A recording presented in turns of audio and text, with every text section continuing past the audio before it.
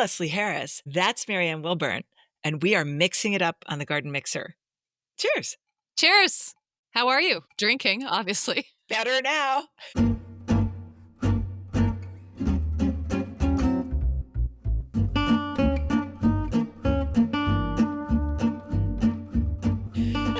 What are you drinking, Leslie? Oh, I did something fun. So just came home from out of town, had the bottom dregs of a bottle of rosé. Like, that doesn't quite get me through a conversation with Marianne. I need more stuff. I need to medicate when I'm talking to her. I asked Chad, I'm like, hey, what can I do? The dregs of a bottle of rosé.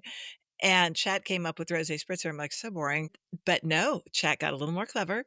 Did I have some elderberry wines, such as a Saint Germain? Yes, I did. Did I have some lemon juice? Yes, I did.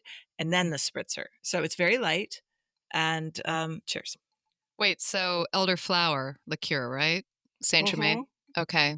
Yeah, what did I say? Elderberry? Elderflower? Elderberry wine, like arsenic and old lace. So AI has mixed your drink. Is there Uh-huh. nothing that AI? Oh, there are a lot of things that AI doesn't do well, but I think it did this pretty well. I'm almost uncomfortable with how much you're starting to rely on AI in our lives together. Well, I mean, try to keep up, Marianne. I'm just I'm just using a resource It's that's newly mixing available your to me. it's mixing your drinks. All right, fair enough. What are you having? Gin and tonic, and I needed no help of a robot to help me mix this beautiful thing, let me tell you. And it's just the way I like it, which is it's not ice cold. And I don't like my gin and tonic ice cold. Well, also, there's an issue with ice in our recording. Can you hear that? I try to go with fewer cubes. I mean, we're professionals here. We're professional drinkers. Right, right. Moving swiftly on. What the hell are we talking about today? Well, we are recording on March 26th, which I just flew into Charlottesville after being away for about a week. And oh my gosh, it's all happening here. But this is coming out in 2 weeks' time, and it's gonna be we are gonna be lousy with spring. We're gonna be rolling around in pastures surrounded by butterflies and bees. Well, maybe not, but it's gonna be full on spring by the time you people hear this. So we thought we'd talk about a harbinger of spring, and it is the daffodil. Well, that's a very lovely bouquet. Now, where did you pick those from? Your garden? Yeah, That's beautiful. Okay. right? Now, here's the interesting thing. I really don't like double flowers very much. I mean, I don't hate them, but I'm not a big fan of them. But I do find them fascinating in daffodils. They're And it's, beautiful. I think, it's they've got a bum wrap, and it's absolutely true that, insects can't access them as well yeah. as singles, but I'm sorry, I wanna I like them, so I'm gonna grow some. Well, when it comes to daffodils, they are not major Contributors. contributors to the ecosystem anyway. Just a little bit. Just a little bit. Just Yeah. a little bit, depending. I mean, the species, Narcissus, a bit more to a lot more, but a lot of the hybrids that we have are not real they're not doing it as They're much. They doing are it. beautiful. They're not doing it, but they are absolutely beautiful. They have a lot of pollen. I mean, if you put your finger into it so I can match your I will see your bouquet, Oh, and I look at you. She's on 11 acres, people. I'm on that's an right. HOA. Look at that. Are That they is pretty? gorgeous, and I bet it smells really good too. We were just discussing during the One More Sip podcast, part of the garden mixer, lousy internet information. Uh, I was reading over and over how the narcissus, because it's been so bred, it has lost all of its fragrance, pollen, and nectar, Well, which not is fragrance. not fragrance, no. And even for large guys like this is Dutch Master Oh, a and classic. classic, and it has a wonderful fragrance, really a big one. And pollen is very much there, quite a lot of pollen, Mhm. and very heavy pollen. But nectar, I Not so can't, much. not so much. I have yet to get a microscope out, which I could. I've got a lovely little field microscope, which helps with this sort of thing. Although I don't know what I would see with pollen. And I'm actually gonna open this up right now and just look at the bottom of it. Yeah, so not that I can Hold it see up. What are you seeing? yeah, I'm seeing nothing. I'm Okay. seeing I'm seeing a cross section, though. That's a fascinating cross section. Oh, yeah, Uh, that's the big old anther there sitting there, all sexy. they are what do you call it? Hermaphroditic? I Is that think the way so, to say yeah. it? They are both Half of the male lady, and half of the man. female. That's right. They're both male and female. So you not only have the stamens, you have the pistil, and you got sex baby all going on inside of the plant. See, there's the pollen. I can feel it on the backside of my fingers. Putting my fingers down deep in there, I'm not getting any nectar out of And that. what would it feel like? Sticky stuff? Well, I would imagine it would. I'm not an ecologist, and I'm sure there's plenty of people who are just listening to this podcast Who are just going, "These poor stupid ladies, yeah, they should be on, TikTok." they should be on TikTok. I don't think that there's a lot of nectar in daffodils, and if you look online to find out the ecological benefits, just looking online, Google searches, not going into like JSTOR and looking into research papers, everything is very anti daffodils in terms of their ecological benefit. But it's anti like to a next level. It's not even saying, "Yes, there's pollen," because the bees do use this pollen, but they don't tend to visit. And, I don't think anybody's ever gonna stop growing daffodils, even though, they're toxic and they don't really contribute to the ecosystem. However, they're kind of irresistible, and I just love them, and they're so that they're 30 no, 26,000 different types, different cultivars, and they have those 13 classifications, some of which we just spat out with the split corona and the trumpet, and then there's that poeticus thing where it's like a pheasant eye and the orange cup is lined with red, there's that, and then there the tazetta types, which have 2 or 3 dinglies coming off of one stem.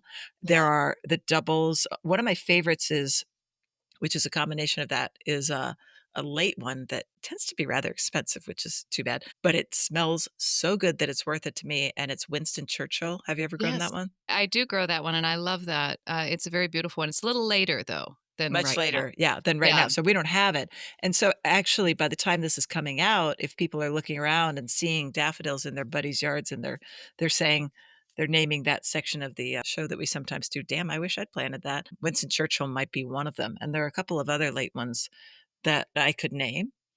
And I will. The latest ones that I found that I have personal experience with are the Sir Winston Churchill and then also cheerfulness, which is actually quite similar, but I don't think quite as odoriferous and wonderful. Cheerfulness is a double, but 2 to 3 blooms per stem. Again, like Sir Winston Churchill, creamy white, but with orange dashes coming through it. Really cool. And then Thalia, and you say Talia, I know, is a white, which is quite light, right? And you grow a ton of that. I grow a ton of that. I love that daffodil. It's very pure white. It's not vulgar. Some of these are quite big. Natalias come in white, and they create this foil for all of the things that are going on in the garden that are starting to be not just yellow, but sort of oranges and reddening buds and stems, and I just love that combination. So, yeah, I grow a lot of Talia. It's a beautiful daffodil, but I would say that I fell in love with one that I haven't planted here yet, but I will, and it was particularly useful along the bottom of my yard, along the stream. I planted it. I probably sunk about 2,000 of those guys, and it's called Watch Up. I think Brent and Becky sells it, but I know Color Blends does. That's where I'd gotten mine. And it is very late. It's not white like Talia's really white, not creamy, right? Watch Up is creamy. So you could argue that, well, I see a very, very, very light yellow there. Creamy white, I would say. And it's trumpet and it's big. And instead of a nodding flower, the flower points up. And it's just so cool because, a lot of times you're walking by daffodils and you're not down on your hands and knees weeding like we might be. So it's just a beautiful one. Watch up. Watch Up, I have never heard of that one before, so I'll put it on my list because I do love to just try them and see, how I'm gonna like them. You never know. That I think when you do your bowl border in the summer, hopefully you're doing it in the early summer, it's a good idea just to once you do your, "Okay, this is what I want," go, "You know what? Let me try some of that and that and that," and just do 10 bulbs just to see when they bloom and and how well they work in your landscape. I think that's a good thing to do. The good catalogs will also guide you and, as much as they can because what's middle or late or early in, North Carolina is different what's going on in Maine, but it'll guide you as to when they should bloom approximately. And don't go for one season, like get a whole spread. That's something that I wish that I'd realized 20 years ago when I was growing daffodils. It's not just daffodils, it's early, mid, and late, and use every ounce of that season. And it can be as early as February to as late as late April, beginning of May. So use every ounce of that. I have a really cool one I wanted to show you called Casada, which is a split Oh, corona. I've And heard I of don't that. know if you know that one, but I've so definitely heard of it. I don't know if I've grown it. here's Ice Follies, Oh, that's a classic. and that's a classic, and if you're just trying to add a little bit of contrast to your very yellow Dutch Master extravaganza, this is a terrific one because the Corona is just a little bit yellow, but Very not lemony, crazy yeah. lemony, yeah, blooms around the same time. But there's Casada, which is a split so that corona is split, do you see? Same sort of Yes. lemony color, but as this ages, this becomes white. Oh, And this is starting to bloom now, and by the time this is going white, Talia is just starting to open, which is also white. So that's a very cool way to use a couple different ones. So I wanna go back though real quick with the pollen and the nectar and the all that jazz, and just do a quick caveat in that we're talking a lot about the hybrids, and we weren't talking about a lot of the species daffodils, which for me, I grow a lot of the very early petticoat daffodils. So let's see, Remusii, which is very early, and Cantabricus and Bulbocodium.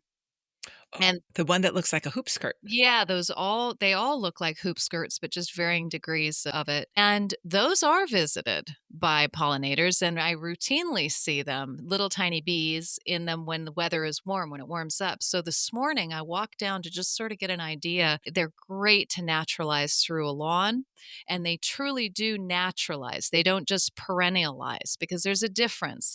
They spread themselves by seed, a little bit by growing bigger clumps, but really by seed, and that's true naturalization, whereas the hybrids tend to perennialize. They get Mhm. bigger and bigger clumps, and they can set seed, and obviously we get all these hybrids by cross pollination, but because they're self fertile, you don't tend to have different ones in those clumps. They don't tend to cross pollinate too much. But these little guys, they do have pollen. I don't know about the nectar, but they do have pollen. And I was watching some little tiny bees, which I couldn't identify today when the sun was shining. It was down deep trying to get nectar out of this thing. Whether it was succeeding or not, I don't know.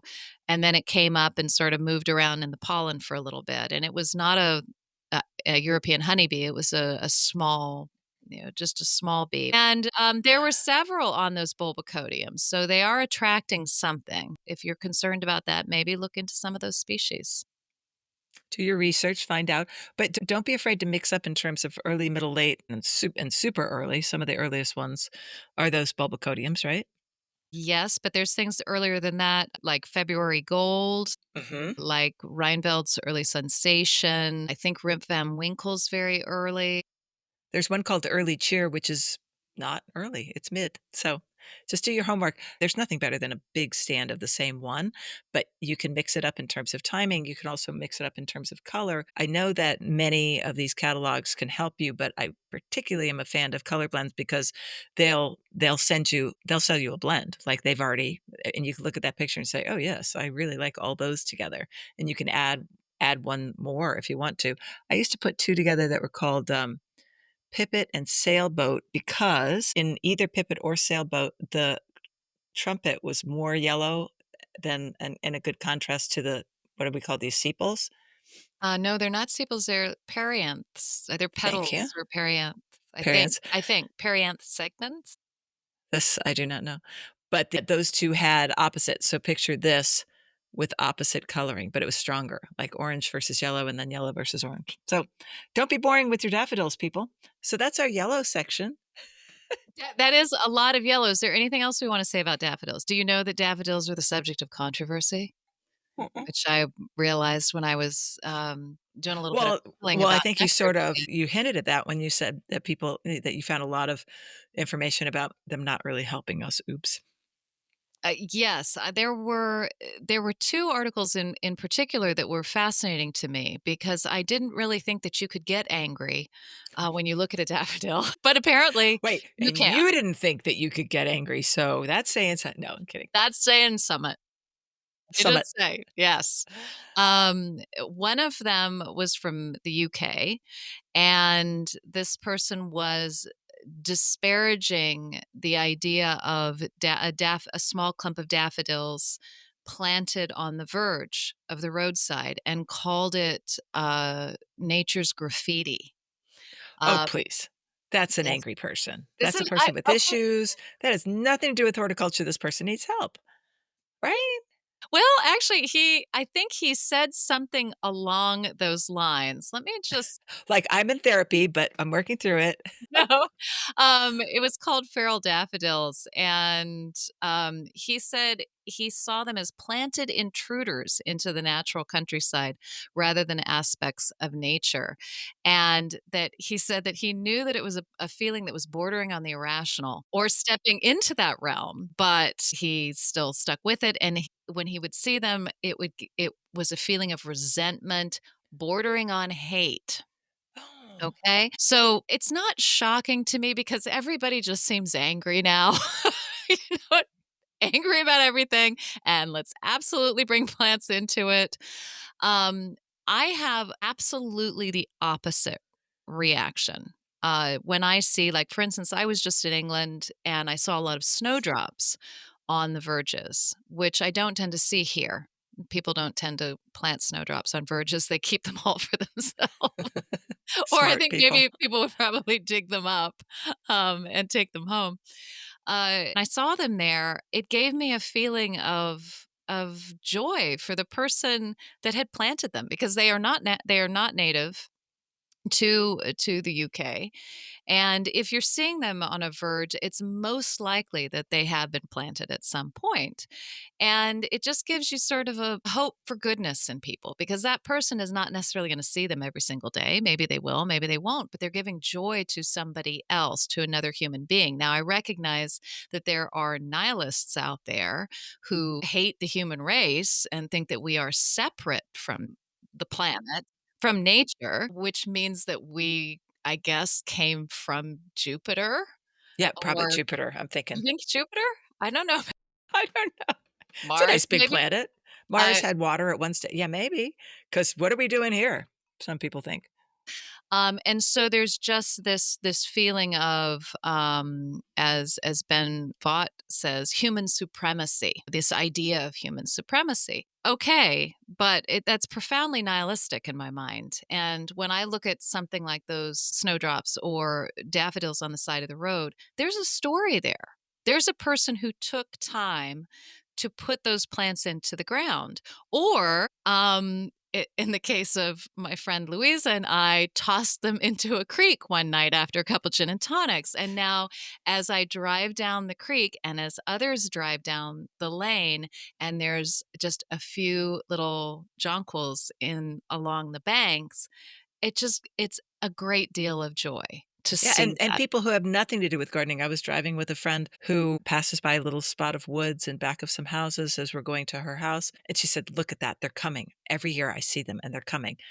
She knows what a daffodil is. She knows nothing about gardening, and it just brings her joy. So, I'm not quite sure why human supremacy is a surprise to anybody. We are totally winning. We're killing it. I mean, we need the insects. We need some of this stuff, but and if humans weren't on this earth, the earth would be doing just fine. But we happen to be winning this game. And so if we're throwing some flowers around, I don't see how that's so bad. So I'm not sure if I'm comfortable with that phrase, "we're winning." I mean, it's funny. I'll give you that. Clickbait. Clickbait. We're winning. I don't like to see it that way. I think what we need to be working towards is more synergy between us and the planet and us, and I Oh, think I humans think any too. gardener does that. Winning implies it has a positive pejorative? Is it No, pejorative is negative, and we have had a very pejorative impact on this planet because of the terrible things that we're doing, and right? right now it's all about the plastic. I mean, first it was coal and the air and the rivers are improving, but not fast enough, and the people who say that we humans are killing this planet are quite possibly correct. Luckily, you and I are very old, so we don't have to worry too much about it, but we are indeed part of nature, so if that happens, it's just gonna be like, "Oh my god, this rogue grizzly bear breed just got crazy and started, manufacturing things, and then it destroyed everything." It happened to be us, but we are dominating for better or worse. A lot of Right, times it's but worse. since you and I were kids, there has been a profound amount of change that is good change to the Yes. environment. You remember probably the Schoolhouse Rocks, litter commercial that we'd watch during our Saturday morning cartoons that would tell us not to litter and tell us to take care of nature and tell us to look after the world around us. And that had a real profound effect on our generation. Yep. And I think that we have made massive strides in that Absolutely. over the last 30, 40 years, but we never focus on the massive strides we make. We all we want to do is put the hair shirt on and keep the flagellation going. And I'm not saying that we can't get better because there's always a way to get better, but come on, guys. Let's look at, some of look at the air in LA for one. So much I better, mean, yeah. I lived in LA, just 30 years ago, and I can tell you it's better now when I go back. I mean, there's a lot of positive things. I think that you're right that we don't, acknowledge the strides that we've made. My father we had a sailboat, and I remember my father filling up paper bags with garbage and our trash, and sinking them in the Chesapeake Bay, and I would question him. I'm like, "Dad, is that okay?" And he goes, "Yeah, that's what you gotta do." Right, and so that kinda thing, of course, has totally changed. Here's the trouble, we're making new problems with new things, lithium batteries and plastics Oh, and, yeah. what do we do? We're littering space, so this is a gardening podcast, so we should quickly back away. Right, I know. And what I was basically saying was that it's crazy to me with all of those problems in the world to be focusing on the evil, or not the evil. Yeah, to see snowdrops and daffodils as greenwashing, pretending, assuming they have benefit. This is from actually the Monarch Garden, Ben Vought's. It's the deep middle is his blog, and this is on daffodils, climate change, and colonization. And obviously, this is about a greater political message, and it very much is. To that side of the argument, everything is interconnected. This is all interconnected in this terrible Western culture nightmare that we're all struggling to rid ourselves of, and the daffodils are part of that. They symbolize that. To him. To him, it's part of horticultural colonization and what he calls human supremacy. And I just reject that argument. I reject it fully. And I think that, He needs to see somebody. no, I mean, that's very dismissive. I'm Yeah, sorry. I mean, I do agree that you can bring anger and that churning to a certain level, and it's not because I don't wanna have a difficult conversation. That's absolutely not it. I just don't want to. I don't wanna It's very hard. You don't, but it's I do very not. hard to have a conversation with somebody who's starting from a premise that human beings are innately evil and or alien to a place. Yeah. We're not alien to this planet. We are of this planet, as far as we know. And we need to do better. But planting a freaking daffodil and some snowdrops. And by the way, I got a lot of bees on my snowdrops. Good, good. Lots and lots and lots of them. In fact, it was fascinating to watch them, snaking themselves up in there, because that snowdrop is really protecting all of the all of Bits. its sexual bits Yeah. with those nodding heads, and that was fun to watch at an early part of the year. So anyway, I think that's about all I can rant on about that. But But I would say to listeners, we'll put those the articles that we've talked about, we'll put those in the show notes so that you can go and read them for yourselves and think about them, and Report back to us because there will be a quiz. there will be a quiz. And hopefully not report back to us in our comments on Substack where you can find the show notes, but on the posts themselves, because when you're writing something, it's really helpful if the conversation to a certain extent remains on that platform so you can answer the arguments. Let me just tell you an example of that. Marianne wrote a really good blog post talking basically about Garden Rant and the purpose of it. And there's a place where you can leave a comment, but what do? I hop on my phone and I text her. I'm like, "That was really good. That was great." And she writes back and said, "Oh yeah, you could put that on the comments underneath the essay that I wrote." And I'm like, "Yeah, yeah, I'll do that." Yeah, I never did. So it's Well, a good thing to do though. it's okay to have discussions. For instance, a lot of the essays that we write on Garden Rant get taken into Facebook groups and And pulled and apart torn apart or and built torn up or apart. whatever. But and that's fine. But you are not if you're not going to have the conversation there on that blog post. It makes it very hard for the author to answer you Right. and for you Yeah. to be able to converse with them. So that's why I'm just encouraging you to have that. I very much disagree with that point of view, but it's a good idea to do that on the post itself, which I better do after this podcast. Although the post is a year old, so I don't know. Walk the walk when You you're gotta talking walk the the walk. talk. Yeah. All right, so we've been all yellow. Oh, and by the way, I don't know if this is happening for you because you're a few hours north of me, but get off the plane, get into the Uber, and I'm driving through Charlottesville, and all of a sudden I'm like, that forsythia is not yellow anymore. It's turning green. I like the bright yellow because it's a harbinger of spring. I know some people hate that plant. Talk about plants that could get your blood pressure going. Some people really hate forsythia. I'm not a huge admirer. I would never grow it in my tiny garden. I'd love to grow more other things, but I kind of like it. And it's cool the way it's mixing in with that bright yellow green foliage that's coming along. Is that happening for you right now?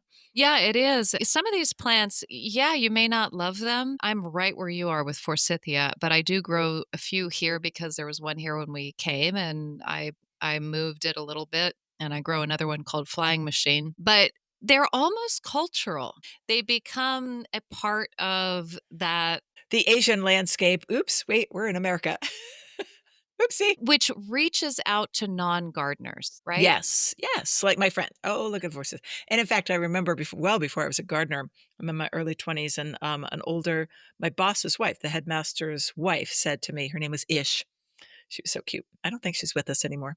She said, I love spring because in spring, everything's yellow and it's yellow, yellow, yellow, yellow. And then it kind of turns pink. And that was a very simplistic way of talking about spring, but it's kind of true. But we are going to go blue. We're going, what do you call that opposite color? The complementary color Yes, that's of right. Of the blue. color wheel, which is it's over there. So Don't go get it. Just stay in your seat. could I just go get Stay it? seated. All right. Okay. And blue is such a great foil for yellow, and here it comes. So we've got some things that are happening or about to happen by the time you all hear this. They'll be happening in some of our gardens. Um, but we're not sad about them. They just happen to be blue. And is this a damn I wish I'd planted that thing? I think we could call this "Damn, I wish I'd planted that" because the majority of non-gardeners, right, consumer gardeners, they go daffodil, they go forsythia, big yellow pansies and all of that, and then they see these little touches of blue in places and think, "Oh, I missed out. What is that? I should have planted that." The idea of "Damn, I wish I'd planted that," which was something that I did on my blog for many years on a monthly basis, was that in order to fill those gaps that we all have in our flowering and or foliage, just the beauty of the garden, those beauty gaps, the best way to do that is to recognize the gap for one and say, ooh, okay, not liking this, there's not a lot going on. There's a lot of mulch. Let's see what we could do. That's right. And then take your little self and go see some gardens in your area. Walk, drive, whatever you need to do, and go see what's blooming right now in your area. And then make a note of it. And then when you are at the garden center, you can ask about it or you can look it up because it may not do well for you. that you may be looking at a garden on the top of a hillside and you're stuck down in a valley like I am. So it's really important to make sure that it's something that you, well, I don't want to say should be growing. You can give it a try, though. I mean, my tendency is, to throw Invasive? well, no. Actually, you know what one of the best combinations of blue and yellow is that happens really early spring, and it's very sad? Alien invasive Vinca minor, cute bluey purple little flowers with the tiny little, what's one of those really early daffodils coming up? Or any early daffodil, and you're like, "Magical." But Vinca's a terrible plant, so let's move on. Our plants Magical, but I hate it. Okay. So but yes. it does look so cute. No, no, I totally get that. One of the coolest things that I've ripped out is the speedwell weed that goes all over underneath the Thalia and blooms those tiny little blue blossoms. Why did you rip them out? The speedwell is such a pain in the ass weed. Oh, I'm not supposed to, Uh, can I say ass I even?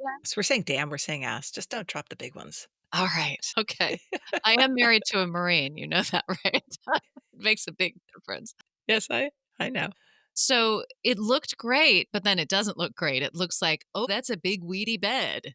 So it had to come out, and I'd much rather use something like Myosotis. Maybe you could Ah, talk to. which some people do think is weedy also, I do not. I'm a huge Myosotis fan. So this is our first dam, I wish I'd planted that. One of the very first gardens I visited up in Connecticut, I'm in my 20s, I'm sure, and, the garden club said, "Oh, come, come, we're gonna go visit a garden," and it was a woodland garden, and it just was the moment, that's probably about a week for an established garden full of Myosotis, forget-me-not, Mhm. um, and it was just I couldn't get enough of this blue color, and it really when we are gardeners and we say blue, we sometimes mean purple, but this is blue, and it's so cute. It is named for the Greek for mouse ears because of the little leaf. Isn't that cute? Yeah, mouse ears. I'm not good on my Greek, but apparently Myosotis has something to do with mousy ears. And then, even better, Germany lays claim to the earliest well, record of its common name, which is forget me not. And it's kind of for a blue reason. A knight was picking them for his lady on the maybe slippery, or maybe he was wearing a whole lot of heavy chainmail or something, sides of a river, and he falls in and he drowns, and he chucks the posy of This is flowers at his total. lady.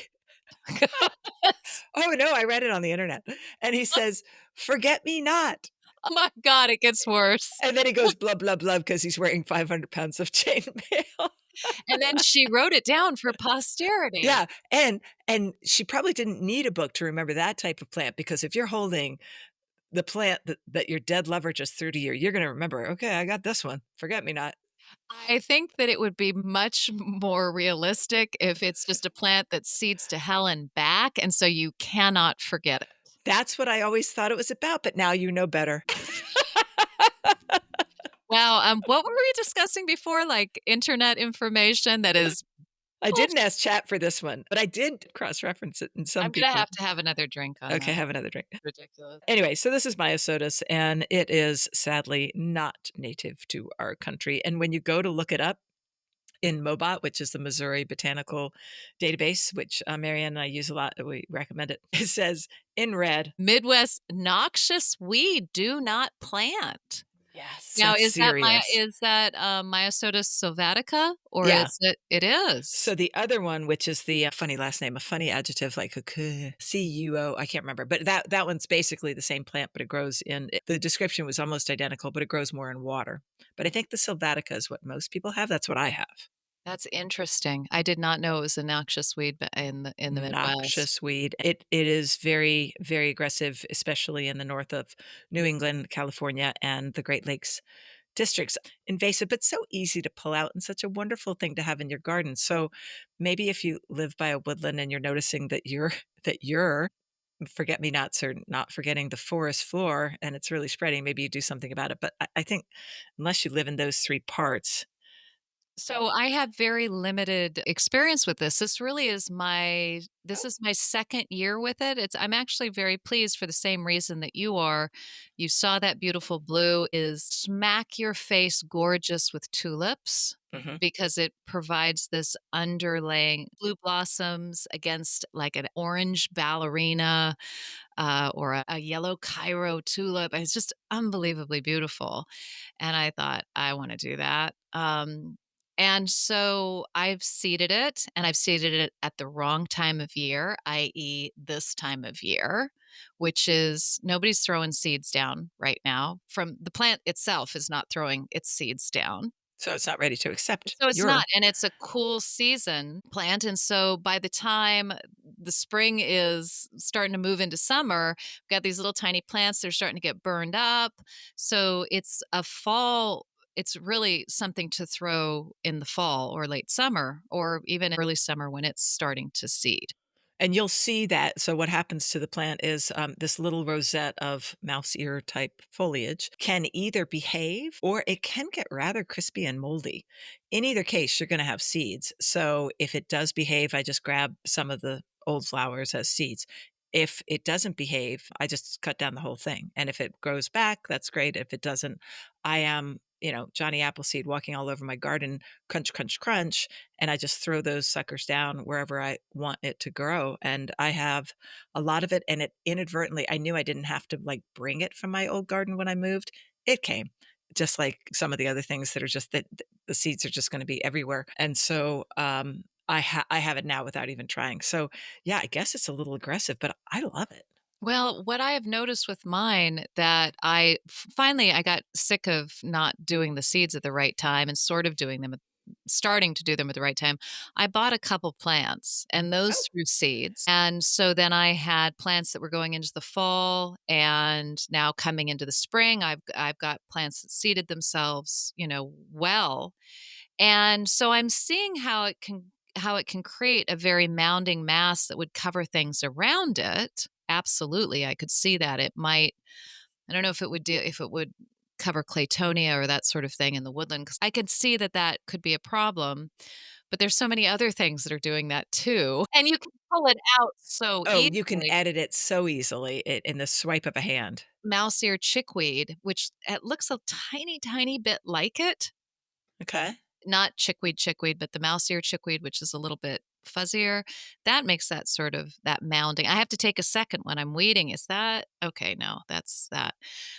That's causing little mounds of not so good, and it's everywhere in the garden. So, in any case, I'm excited. I'm going to have a lot of it this year, and I'm looking I forward. am shocked that you saw it at a nursery, first of all, because of its invasive tendencies. I think Virginia just passed a law saying that, within the nursery industry, and I don't know the ins and outs of it, and I will find out for a clear quarter, something good about not selling, like, clearly alien invasive plants that are going into the forest. And I know you and I have slightly differing opinions about this, but if the ones that are just really kind of, I just don't want to see all that autumn olive and that sort of thing. I think that it's silly. There are enough of them already. We do not need to be selling it to people.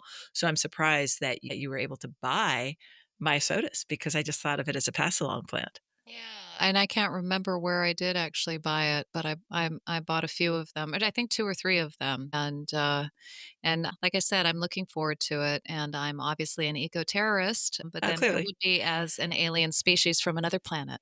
unlike most terrible plants, it is not native to Asia. It is native to Europe, and it grows in zones. Just if you're a beginner who doesn't know about this plant, it's I think most people can picture a forget me not, but if you can't, it's a low growing perennial that will bloom very soon in April for me anyway in Virginia, and it's zones 3 to 8. So it's I love it. I'm sorry. Sorry, I'm not sorry.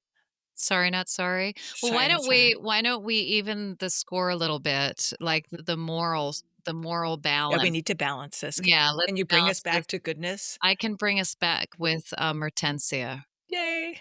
And this is the Virginia bluebell, Mertensia virginiana, and what a stunning words fail me. It's stunning. It's such a beautiful plant. However, it can be difficult for you if you don't have the right growing conditions for it. And where it proliferates is on in floodplains, along rivers, in sandy sort of woodland areas, and ding, ding, ding, ding, that's where I live. So you would think that it would be absolutely carpeted with mertensia, and before the native plant enthusiasts who stopped listening to our show years ago, almost as soon as it started, I've got a lot of pawpaw in there and a lot of different things that it's not just filled with invasives, that area of the woodland garden. So I was really surprised there was no mertensia in there. There was no sanguinaria in there, no bloodroot, no trillium. I do have a deer population, and they don't eat the bluebells, but they do eat trillium, they eat sanguinaria, bloodroot, etc. So in any case, I thought, well, it's up to me to change this. This area should have by rights mertensia in it, bluebells, Crying out for it. crying out for it. And so I started picking them up whenever I saw them and planting them. And I've got quite a few now in that area. And my idea is for it just to be a carpet of blue when you drive by and look down into even further down to the valley in which I live. First it's the snowdrops, and then it's the mertensia. And I think the reason that these bluebells are so extra special, and I think that they're much more special than the English bluebell or the Spanish bluebell or even the Texas bluebonnet, although those are very beautiful, is because it's got these little, what are they, chimes? It's like a grouping of flowers, little bells. They are true bluebells. They're bells, and they're almost iridescent. They in fact, there's no almost about them. They are iridescent purple. Sometimes you get different forms. I've got a white form. I've got a pink form that just sprang out of nowhere, which is so exciting.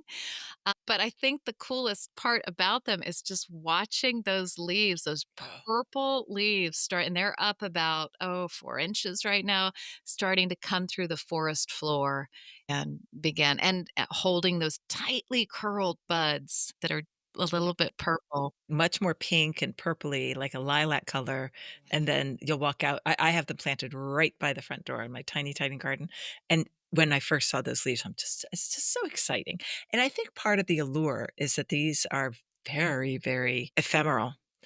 They're here and then they're gone, and so if you have them in a garden bed, it would be nice to plan for something to take their place because they will be gone, gone. You can divide up the rhizomes. Probably you wanna do that before you forget where they are because they will be gone, gone. I think they're tubers, aren't they? Are they Aren't they tubers? tubers? Okay.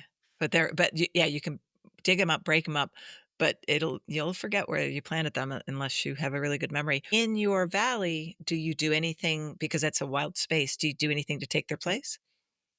No, I think once the bluebells are done, I've already had galanthus, snowdrops, the sanguinaria, the trillium that I'm trying to put in there. And so the mertensia is just sort of the last hurrah of that space. And then it just becomes a very cool summer walk Nice. through that space. I don't have anything else because at that point I'm battling deer, Yeah, and I'm battling deer all the time, and I can't go down and spray and fence and all of that. right. Have you thought about just introducing some spreading form of fern or something? Yes, I have actually, but if I put in something like ostrich fern, matuccia, then I would have nothing else but fern. So, because now I know that we can't call it invasive because it's not, but it's exceptionally aggressive. And Yes. I have had it completely destroy, just suffocate a nice colony of Erisema triphyllum that I had, Jack in the pulpit. And I had a lot of it, and I thought, "Oh, these 2 things can coexist," and that would be a no. And that is also one of the reasons that I get a little salty with the black and white of native plant good, non-native plant bad, because it's just way more complicated than that because ostrich fern is a very native plant and it's also an extraordinary thug. And you Mhm. have to be very careful where you plant it. And I do have it planted in a lot of different places on this property as a place that I don't have to worry that deer are going to eat. It's a very lush, primeval look. It's beautiful. It's a It's great plant. beautiful. If the frost hits it down, which it often does if we have a late frost, it comes back. But it's a monster of a plant. It really is. It's on an edge of the paved driveway. It's pushing up through the asphalt. It's very strong. So again, there are no easy answers in No. gardening and Can I ask you about 2 other blue plants? you may have we thrashed out bluebells? I did wanna say, if you don't have a floodplain valley, where's the best place to plant it? What would you say? Well, right by my front door. Besides your front door? Help him out, throw him a bone, come on. It could take quite a bit of shade. It can take full sun. It likes wet, just like the, Myosotis likes wet. I don't know. What else? What am I missing You here? don't wanna put it under anything evergreen because you do want deciduous shade, not evergreen shade. So if you're Right. sticking it under a pine tree, that ain't gonna work. Yeah. Yeah, and you want that moisture. So something that got morning sun and not that hot, heavy later sun would probably be a Yeah. real good idea because it can be strong in the spring. And mark it with a marker that's going to stay so you know where it's coming up. And then maybe you can dig it and divide it in time to Mm. come. Yeah.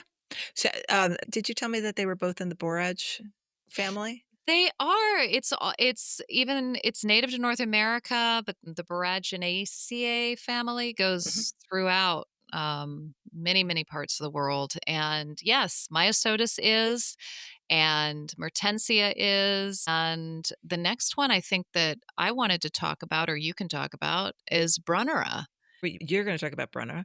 I have some experience with Brunner, and I like it a lot. It's amazing how similar those cute little flowers are, Brunnera and Myosotis. But my rule of thumb is that if I kill a plant, I will try again, but 3 strikes and you're out, and I went through that with Polemonium, which is the Jacob's ladder, which is also a nice same time, sort of I've never grown it. "No, what? My head is exploding. I have never I need grown a it. I've drink." wanted to. Yes. So tell me about it. Tell me why I know why I'm an idiot. No, no. You have to I was hoping that you would tell me why I'm an idiot. 3 strikes, you're out at my old big garden, but I'm in the mood to shop today. Bought a ton of things. Oh, including 2 cute hellebores that were very heavily flowered that had the name of your daughter, Emma. Do you grow that one? No, I do not. Is there an Emma Hellebore? Is it part of the Yeah. series? What is it? It's, The trendy names of the '90s series? yeah, twenty days. I don't know, I just I noticed that it had the name Emma, and it's a beautiful sort of, how can a flower, and these are the sepals because the flowers, be almost pink and green at the same time, but not like preppy, just mauve, kind of soft, really pretty. I'll send you a photograph. Um, I will have some in my garden next time I come to visit. oh, well, she's the burglar. But so I don't know anything about polemonium except how to kill it. This is my skill, and I've exhibited it several times at my old garden. But I just thought to myself, I was in the mood to lay down the plastic, credit card, and I thought, well, I'm at a new place. We will try this again. And so, since you are no help to me at all, let's move on. Yeah, so I'd like to know about that, a little bit more about it. I mean, I don't like to discuss too many plants that I don't grow because otherwise you're just looking at Google advice and book advice too. I get excited about plants that I haven't grown before from the words of other people, but waxing about how to grow them, ooh, feel No really idea. uncomfortable about So I'll that. read the directions, I'll read the little tag. It did have very cool foliage. I know that sometimes you can pick up a Jacob's ladder, and I don't know any cultivar's name, that has variegated foliage, and I'm kind of a sucker for that. This had kind of a deep red foliage. Apparently, it will turn into just green foliage in the summer, but turn red again in the fall, but I think it's completely herbaceous and go down to nothing in winter. So I'll tell you what, why not open this up to our wonderful listeners who many of whom are horticulturists. Somehow they're listening to this. I don't know. You guys have nothing to do on a Thursday afternoon. Yeah, Cheers. and thanks for staying with us, and maybe They're probably just feeling sorry for us. Oh my god, those women. it makes them feel better. I mean, that's what we're here for. Validates their great knowledge because we don't seem to have any. And here's a way for you to do it. Let us know at comments at thegardenmixer.com, or you can go onto our Substack page, which is the Garden Mixer Podcast at Substack, and you can make a comment there and tell not just us, but other people who are reading that, and there are quite a few, that this is how you grow Jacob's ladder, and you two really are idiots, and we would like to know. Yeah, the information doesn't go just one way here. Would you like me to we got 2 or 3 new reviews on Apple Podcasts. Would you like me to do that before or after you talk about Brunnera? Oh, let's do it now. Okay. I'm feeling excited. Is it gonna bring me down? No. It's any news is good news. All right, we got this is actually from an acquaintance of mine, a very nice man named Sarome, who is a fabulous gardener in Richmond. And I had him on the show when it was just my show because he does these cute little mini gardens with the tiniest little hostas you've ever seen. And it's just adorable. So he, if you want to look at his Instagram, he is S Enchanted Garden on Instagram. And his first name is Sarome, sort of like Jerome, but it's Sarome. And he says, Leslie Harris and Marianne Wilburn are the perfect combo for this podcast. I have always loved listening to Leslie for the past few years through her other podcast, Into the Garden with Leslie. But with the two of them together, you can't go wrong. Oh, we can. We can, and we do. He knows that now. I know my clients think I'm crazy sometimes as I listen while I work in their gardens, but the humor that these ladies bring to the podcast is worth the looks of people wondering what I'm laughing at. I love that. So if you are into gardening, you will gain lots of information and inspiration in a very lighthearted way. And yes, I would call them cheeky. Keep up the great work. Thank you, Sarome. Isn't that Thank fun? you, Sarome. That's a wonderful review. I appreciate it, and please leave 15 more just like that. Just in a slightly just have AI tweak the voice a little bit, a few changes to it. But I appreciate that, and we are lighthearted.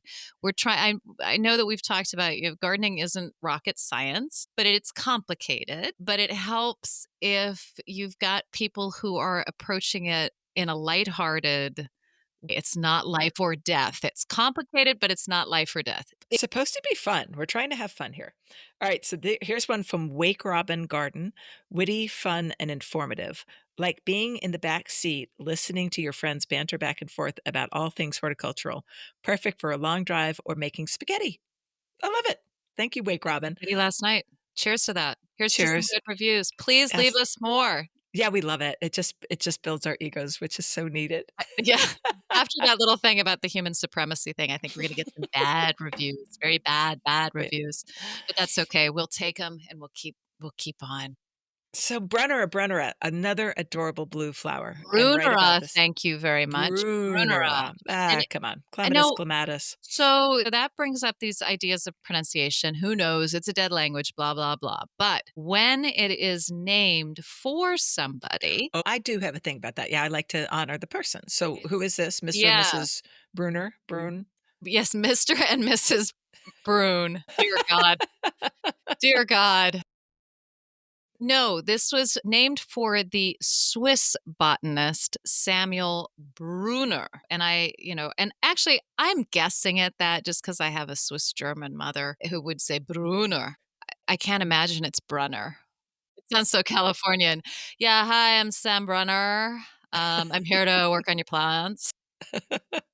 No, so Brunera, and doesn't matter. It's a beautiful plant. If you say Brunnera, people will know what you mean. And there's what's a common name for that? Is there one? Yes, and the common name is false forget-me-not. Yeah, makes sense because it looks just like it, It except for the does, except for leaf. the leaves are not, and when it was first discovered, back at the beginning of the 19th century, and it hadn't been named yet. Well, they did name it, but they didn't name it Brunnera yet. They named it Myosotis macrophylla because Big of these leaf. big heart-shaped leaves, and that is what it has really going for it. Beautiful forget-me-not flowers in, at sort of, well, I can't really say if it's at the same time as myosotis because I'm really only growing myosotis in my garden for the first time this year because last year was somebody else's work and I can't I really would say say. yes or slightly, slightly later, but I think they overlap. Anyway, Okay, because you got to remember that when you're buying something from a nursery, it's not necessarily going to bloom when it's going to bloom, when it's been settled in and its roots are down, and so you're not really sure. But you're buying this one more, or I would. I had it more in my garden because of the foliage. The foliage is awesome. The foliage is awesome, and it is a plant that will seed itself in very odd, fun places, particularly in walls and staircases and that type of thing. It is not a plant that likes dry conditions, so you might be fooled into thinking that it does because it's coming out of a corner of your staircase or a corner of a wall or right up against a wall, but it's because those roots are getting themselves well down into the nice cool soil and those nice cool rocks. It's not because it's a dry stone wall. You're not gonna find it in the gravel garden. It's going to be like, "Piss off, I'm not growing here." I really need to watch my language. I'm sorry, Leslie, I'm sorry. No, you're not. Actually, you're probably not. Not sorry, not sorry. Mm. But it is a fantastic, fantastic plant for shade, gardens, and just keep it not on the moist side, but just, on the average moisture side. Don't put it in the dry shade because it will do fine, but it's gonna struggle a little and the edges of the leaves are going to get burnt and it just won't look its best. Yeah. If you cut it back, it will often flush with new growth pretty quickly. I grow several different sorry, Brunera. I grow just the straight macrophylla, which is pretty much everywhere now. And I grow It's pretty Alexander's much everywhere because it's self-sown. because it's self-sown. Yeah. Yeah. And Alexander's Great is one of those variegated types, right? It is. It's a large variegated. It's a very large leaf variegated. But I put it into a dry shade area, and so it really hasn't given me those big, large leaves. I'm gonna move it actually this spring to somewhere that it can sort of be all that it can be in the army. And that is let's see, I've got the variegated, I think it's Hadspin cream, which is a Yeah, that thick, sounds familiar. and I grow another variegated that I can't remember the name of. So there's a lot of different ones. Overall, the straight species is wonderful. Now, I have read a little bit about it that people are concerned that it may become invasive because it Mm. does spread well. It also spreads. It forms a nice clump, right? Yeah. If within Mhm. itself. And Yeah. is it native to Asia, basically? I think it's Eurasia. I think Okay. it's Eastern Europe and Western Asia.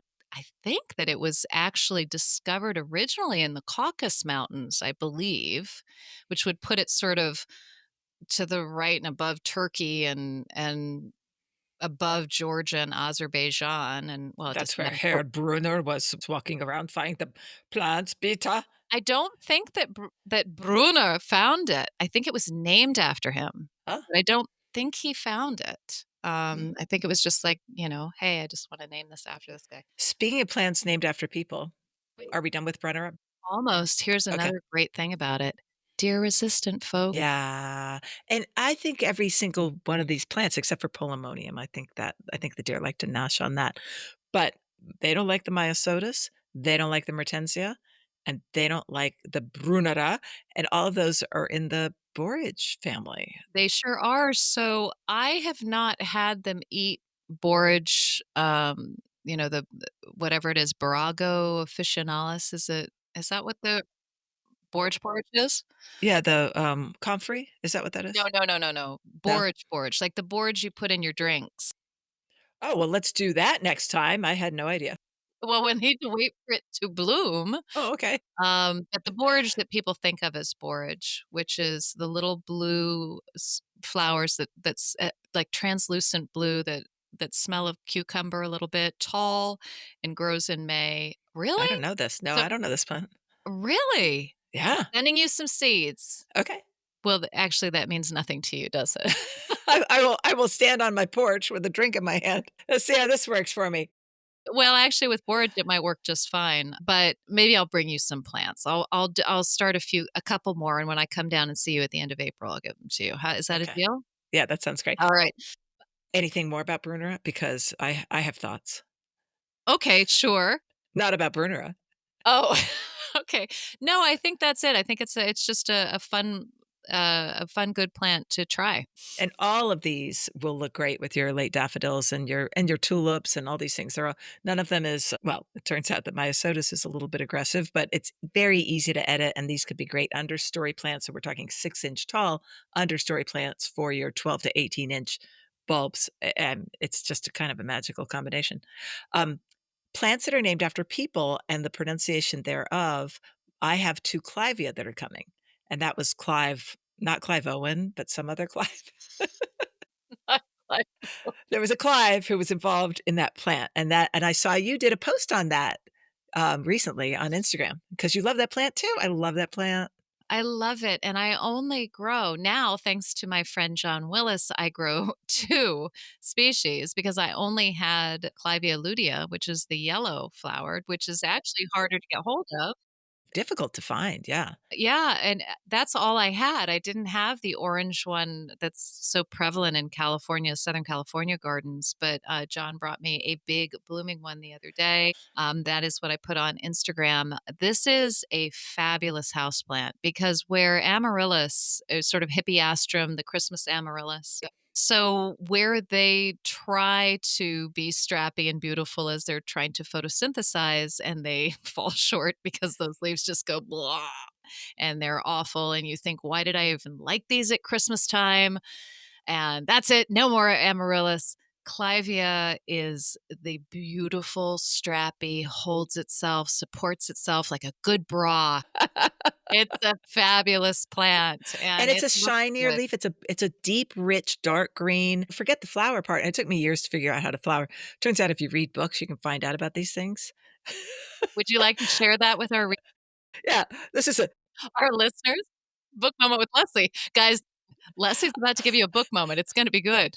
well, it's not gonna be that good because I can't remember the name of the book, but at some stage, I read in a book about Clivia and how, oh, actually, they love it when they get a little bit, stressed out in the fall, with some cold temperatures and some lack of water, and that will make them flower because they're like, "Oh god, this is bad, I better make some babies here," and that's when you get your flowers, and I've had some these were a plant that I got from my mother-in-law, and I just had them as greenhouse plants because I couldn't because I was so stupid. And then I read that thing, and then I started to get flowers, but she always had Clivia. So I have Clivia from my mother-in-law who died last fall. Sadly, she made it to 99, and her plants live on, and it's very fun. That's very cool. Now tell me exactly what you do because mine do not bloom in the fall. They tend to bloom like a month from now because I have such low light in my Oh, di no, mine are blooming now. So what but I think the magic trick is that they need to get stressed out in the fall or winter, and decide to bud. yeah, because you need to give them a message that this isn't a beautiful world where you're just gonna keep on getting food and water, and No, according to some people, it's a terrible, terrible it's a world. terrible world, and you're gonna taste that. No, you gotta stress them out a little bit. Not freezing temperatures, but I keep mine, for instance, in my garage, which outside got to 9 degrees, it probably got down to in the 30s, and they were just fine, and they're shooting up some flowers. Do you put any light on them? Well, yeah, so my garage, it's south facing, and it just has those funny little windows that garage doors have, so not much light, just a few hours a day. Oh, that's what Pam Harper used to do with hers. She'd pull them in there, and that's exactly what she had was this is a garden writer, Pam Harper down in Seaford, Virginia, who passed away 2 years ago, 3 years ago. And she had just those little lights on the Yeah. and that was enough for them. So you take them out in what, February? And bring them into Yeah, I could take them into my house. At this stage, when I emptied my entire garage of all plants, because I looked at the long range forecast, this was 2, 3 weeks ago, and on Instagram, somebody named Marianne Wilburn at Marianne Wilburn made fun of me and said, "You're playing with fire, girl." But they are sitting right up by my on that little terrace, right by my living room. I mean, they're inches away from a very heated room because we are so old and our thermostat is up to 87. And so otherwise we lose circulation in our fingertips. and obviously not menopausal. No, that's way gone. Jeff hasn't had a lot of troubles with that either recently. So, uh, so anyway, they have survived. The flowers are coming, and I will cut the flowers and bring them in, or bring the whole plant in, whatever I decide to do. Okay, so you guys are a little bit warmer than I am down Yes, here. So yes. I've just sort of petered along and I get flowers and they're fine, but I think that I know that they could be bigger and more beautiful, but honestly, I'm so enthralled with just the statuesque presence of this plant in my dining room. It's just so beautiful that I'm like, "Well, bloom, don't bloom, I don't care." And then somebody brings a blooming one, I'm like, "Ooh, now that's pretty." Yeah. Yeah. My record was I had this huge plant, and my record was 13 blooms on one plant. I had this fantastic place to have them up in Connecticut. We called it the tile room. It was just tile and screens and stuff, but I could sort of winterize it, but it was colder. Anyway, that's where that beautiful thing happened. A terrible, tragic thing happened one night when in Connecticut, it got down to 4 degrees and one of those old doors blew open. Clivia, all gone.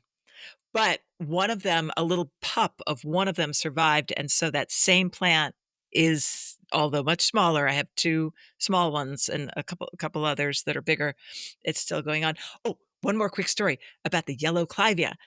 Do you ever have buyer's remorse? Yes, but it's usually for appliances.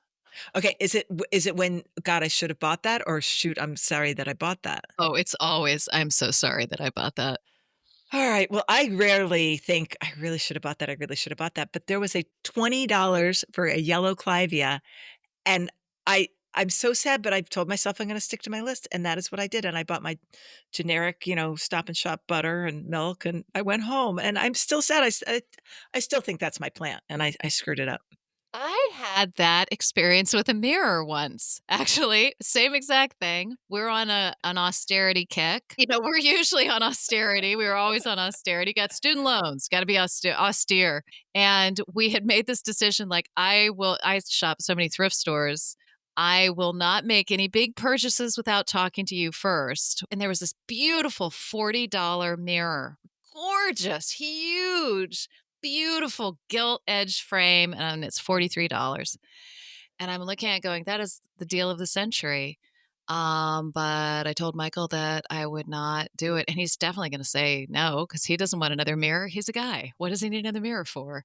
And sure enough, he didn't want another mirror, and I said, "Okay," instead of, as I would in the past, go, "He doesn't know that he really does want this," and buying it, putting it in my car. And then that's how I furnished my house with $43 mirrors. And I still think about that mirror, and I still have the place on my wall that it could have been on. And So your mirror might be, like, reflecting my beautiful yellow clivia that I didn't bring home, and we can only just drink some more I'll tell whatever you this what, is. I can fix that for you because I have a lot of Clivia lutea, and I would be happy to give you some. And yes, I I can make just that feel like so happen. much better. Are It might you? even it might even give you back your golden spade when you come down here. Thank you. Do you happen to have a gilt-edged mirror? Maybe, okay.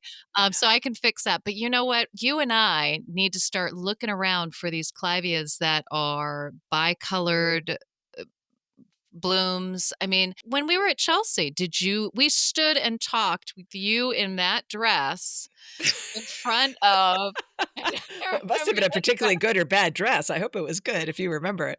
I remember you wearing a dress and me going, "What? Does not compute, does not compute."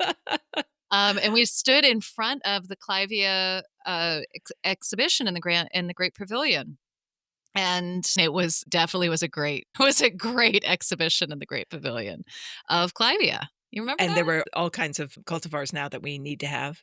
We There have to have them. are, and then at the Philadelphia Flower Show, there were a huge amount of, people showing off their different Clivia, which just makes you extremely jealous. Yeah. I don't tend to get jealous over plants that I know are gonna be fiddly, that are going to be tough to raise, but when it comes to plants that I just need to get them because they will be easy, in the end. I'm not saying that all of those wonderful award-winning people at PHS or at Chelsea did not work hard to make those blooms, but they are easier than a lot of plants Yeah. and very satisfying and structurally so beautiful. Oh, I love those. But going with what will do well, like I went shopping today and I brought home those 2 Emma hellebores, which were I think they're gonna make me really happy. But I Let me look also this up while we're talking. I am so curious what Emma looks like. it's gorgeous. But I also pushed the easy button in terms of a bunch of annuals for my front border this year, and I'm just gonna do this kinda boring insipid, but you kinda can't go wrong with green, white, and purple. So I bought the purple salvia and alyssum, white alyssum, because bunnies don't eat alyssum. And I'm just gonna it's so boring, but I know it's gonna look good, and I am not gonna be around a lot this summer, and I just need it to look good and not to die. Sometimes you do that. What did you find out about Emma? So tell me, on that tag, what does it say for the species? Oh, let me just find that. There's a picture of my grandson playing lacrosse. Okay, I that's don't need to see that. No. I don't My God. cancel, Please undo. Wait. just land the plane. Okay. Oh, there it is. It Okay. says ground cover. It's a Helleborus niger. Deer don't eat it. And that's all we got. So I'm actually pleased to hear that because the tag actually gave you a good amount of information there. The fact that it's a Niger cross means that it's blooming earlier in the season, and so that would have made you look at that and well, you can see that they're sepals because all of the The flower anthers, part is gone. the Yeah, and flower the part is gone, and so I mean, they are sepals anyway, but meaning that they have aged. And hellebores age. They age into greens and deep pinks. Those, what we think of, are petals. They're not petals, they're sepals. And that's the cool thing about them is it keeps that show going. because this was still a plant that I was not gonna leave behind. It was beautiful. Right. Exactly. And we really should do something on hellebores actually, because yet another plant that people hate that I found out today that there's plenty of people who think that it will be the next invasive and people shouldn't plant it and yada, yada, yada. Gardeners have a hard time with white deer on the East Coast, in the Midwest, and you're looking for things that the deer won't eat. Yeah, or And bunnies or bunnies, and hellebores are one of those, and brunera is is another is another, and Symphytum comfrey is another, which is also in the borage family. great plant. I love that plant. And not all iris, but most iris. They love Iris hollandica. They eat that down to the ground. I've gardened at a garden where they ate, Iris germanica. We're Oh. also eating English ivy off of they were jumping a fence to eat English ivy. These were unusual deer. Oh, okay. Unusual. Yeah, They're so adapting. Okay. So I'm a big fan of hellebores because there's a lot of heartbreak out there. I had a lot this winter. In fact, I was looking at pictures for April of last year and saw the beauty of one of my white variegated shrubs that's going to be nameless because I'll be made fun of if I say what it is. That the against another shrub, which I will also remain nameless, but it's beautiful in red. And at this time of year, gorgeous, but both of them eaten to the ground. And so, what yeah, can you do? I think we should wrap up.